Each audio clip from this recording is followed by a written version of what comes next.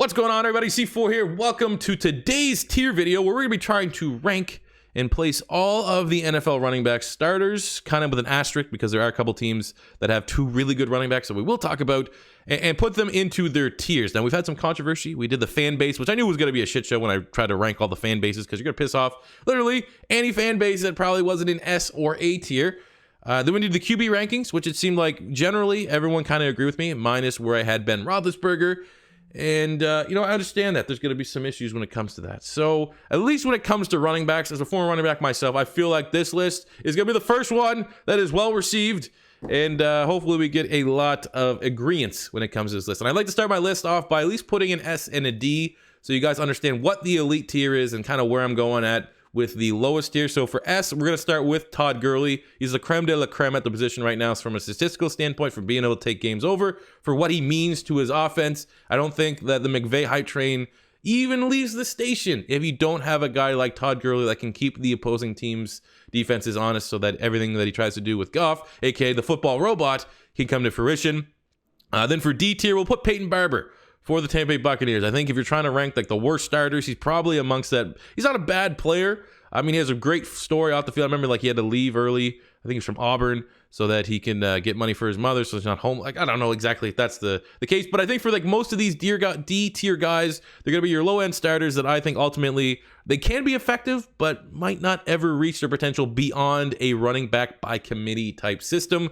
So with that being said, I'm going to kind of put the committee running backs here in the D tier. So that is Kenyon Drake. Obviously has a unique skill set, but I don't ever think he will be a bell cow lead back type. We got Damian Williams from the Kansas City Chiefs coming over from the Miami Dolphins as a free agent. When Kareem Hunt went down, he kind of stepped up and didn't really miss a beat much. Obviously, he wasn't a Kareem Hunt, but he was serviceable. And I think that in terms of running back friendly offenses, you probably have to put the Kansas City Chiefs near the top of that list because they have Mr. Patty Mahomes in such a dangerous passing attack. The box is never going to be stacked. And I think credit to Damian Williams, he can do all that and he can kind of catch out the backfield. But again, I kind of think his ceiling is going to be by a committee, never as a true lead back. We got Josh. I'll put Josh Jacobs here more so as a rookie. We don't really know what he's going to be able to bring to the field. Limited playing time at Alabama as well. Did not test well. Is not an exceptional athlete. But you look at his tape, very exciting tape. And I think if you're the Raiders, he's a great fit for the Raiders. If you had to try to find someone that can replace Marshawn Lynch and you had to look towards the draft, there's no other player I would rather than Josh Jacobs. I think he's going to be a great fit. But for the time being, going to have to put him as a D tier because it's not just like he's like a Saquon Barkley coming in as hyped as Saquon. He's more so the best running back of a questionable running back class. And I feel like D tier is probably where he should start out at. Same with Kerryon Johnson. I'm going to put Kerryon Johnson here from the Detroit Lions. I actually kind of like him as a running back, but for whatever reason, Matt Patricia's trying to build what he had in New England. A lot of guys back there versus just kind of letting Kerryon run the show. I think he's a good low tier prototypical running back. I think he can catch the ball in the backfield. He's a pretty good athlete, but it just doesn't seem like the Detroit Lions are ever going to let the reins off him and let him establish himself as the leader of that backfield. So unfortunately, got to put him at D tier, but I would like to see him get a couple more snaps. And I think if he gets that opportunity from a talent standpoint, he could start to creep up these tiers a little bit. But for right now, gonna have to be there at D. So moving into the rest of this list, we got Saquon Barkley. We'll start going here now. I'm going to put him right on an S tier. I know that maybe from the first couple of videos, people are going to say, oh, he's Eagle bias and this stuff. But no, I'm going to put a giant in S tier. I know there's probably some people out there that says he's a one-year wonder, and until you get multiple seasons, A tier should be his ceiling, but absolutely not. I think the Giant fans that are on suicide watch because of a bad draft and trading Odell, you're still going to tune in on Sundays, Monday, Thursday, Saturdays, whenever they're going to be playing, because you never know when a wow play from Saquon Barkley is going to happen. We saw it last year as a rookie. Prototypical to the T. Can catch the ball in the backfield. He is the entire offense. And no matter how many defenses, their sole game plan is to stop a Saquon Barkley, he still is going to make you pay. And I feel like when you have that aura about you, you're going in the S tier. Same goes for Le'Veon Bell. Le'Veon Bell's going in the S tier. Now he's missed a season. Some people are going to hold that against him. There was some like, oh, he ballooned up to like 270 or 280 or something like that. I view it as he had a season to get healthy. He had a season to rest up. It's the last year of wear and tear. He is going to be the entirety of that Jets offense, I think very similarly to Saquon Barkley. And I do think that it's going to be maybe a little bit of a rude awakening when he doesn't have nearly as good of an offensive line as he had in Pittsburgh. But Le'Veon Bell is still a monster. He's probably going to lead I'm going to say right now, Le'Veon Bell will probably lead the AFC East in rushing yards, and he'll probably lead the Jets in receptions. Like, he's literally going to be the entirety of that offense, and he's coming in fresh. All he did was jet ski. The jet ski, they're working on his quads a little bit, helping him out. He's still an S tier, man. We got David Johnson. I'm going to put David Johnson in the A tier. And I'm going to actually kind of refer it back to Le'Veon Bell. I think if you had to be wary of Le'Veon Bell, you just look at what happened with David Johnson last season. David Johnson was the entirety of the Cardinals offense. Yeah, they had Larry Fitzgerald, but ultimately everything was supposed to run through him. And teams just, he's running behind a not good offensive line in Arizona, and teams would stop him. They're like going all out to stop David Johnson. Hey, you need Josh Rosen to beat us. We're not letting this guy beat us. We're not letting 31 take over the game. I feel like that is going to be the game plan when you play the Jets. You're going to go, hey, I want Darnold to beat us. We are going to stack the box. We're going to do everything in our power to stop Le'Veon Bell. Let's see what Robbie Anderson is going to be able to do. And so I think if you're talking about this like in terms of fantasy football and what their stat lines is going to be, I mean, don't be surprised if Le'Veon does something similar to David Johnson, where in reality wasn't terrible, but maybe not up to the standards as expected because the playmakers and skill around him aren't the greatest. So I think if we're rating this, speaking on David Johnson, based upon talent, he'd be S tier for me, but coming off the year, the injuries, he just still was unable to take over games like the truly elite players could. So he is going to be a high level A tier running back. Next up, we got Chris Carson. I'm going to put Chris Carson in B tier. I think he's one of the most underrated running backs in the National Football League. Unfortunately, because of Rashad Penny being a first-round pick, I don't think they'll ever allow him to establish himself as the lead dog in that backfield. They'll always have a little bit of a committee, but I think Chris Carson, 1,000 yards, super under. Like, literally, probably not if I put this picture, didn't say who it was, I would say 75% of you wouldn't know who that running back is. But Chris Carson, watch him play.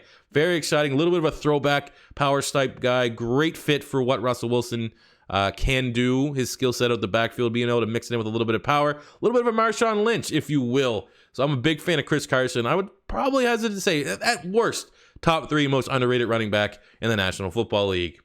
Next up, we got Nick Chubb. I'm going to put him in B tier.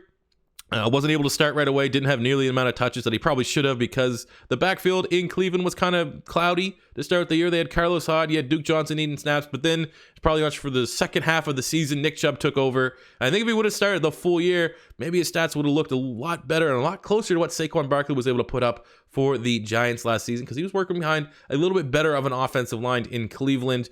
And I think not enough people are giving him hype.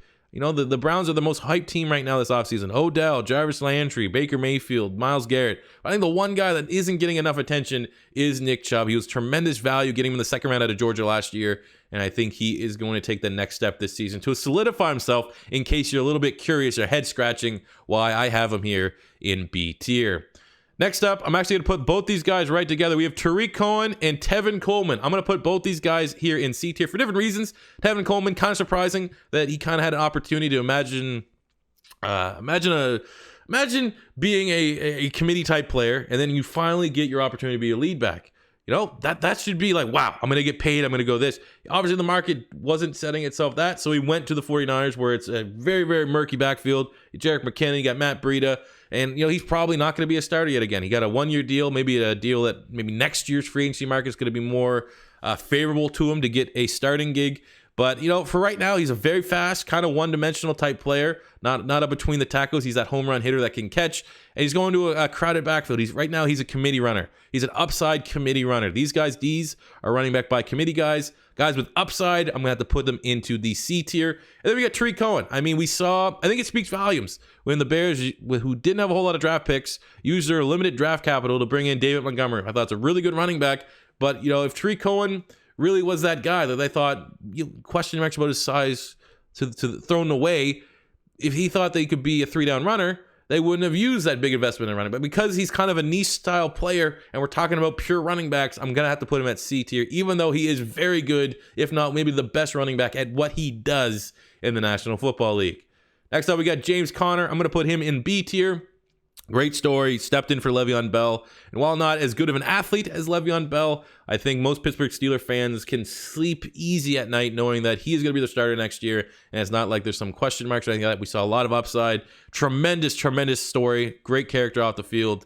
So I'm going to put him at B tier. Very, very safe runner. Probably will always be in that scheme in Pittsburgh where he's a perfect fit. A guy, statistically speaking, top 10 runner. Next up, we got Dalvin Cook. I'm going to put him C tier. Inconsistent. He's a little bit streaky, has some good games, has some bad games, but his injuries, inability to stay healthy. Going with another player right next to him, Leonard Fournette. Both these guys, they need to stay healthy to be able to regard it as a B, A, or S tier type player. And we just haven't yet to see that throughout their NFL careers. Unfortunately, I'm a big fan of both these guys, much more so Leonard Fournette than I am Dalvin Cook. But you can see a big game from Dalvin Cook, and then he'll just get hurt and miss 3 weeks. Same thing with Leonard Fournette. He'll have like 2 or 3 games where he's like, my God, this is that monster from LSU. And then he'll just like sprain his pinky toe and miss half the season. We got Devonta Freeman here. I'm going to put him as B tier. High B tier. I wouldn't be surprised if we did this a little bit of a revamp come mid-season. He could go A tier now that Tevin Coleman's not there in that backfield. Really, I think almost borderline underrated. Had a little bit of injury concerns and struggles last season, but I think if you can get a full 16 out of Freeman, when all is said and done, could go up into A tier. But for the time being, just because, now it's going to be new. Can he get back to being that lead dog, not having Tevin Coleman be able to keep his legs fresh? He's going to be that dog now. Is he going to be able to excel, or are they going to have to rely more so on Ito Smith to have that committee? Because there's a little bit of questions there. He's going B. We got Melvin Gordon. I'm going to put Melvin Gordon A tier. Prototypical running back, can catch out the backfield. Great runner, great vision, great power.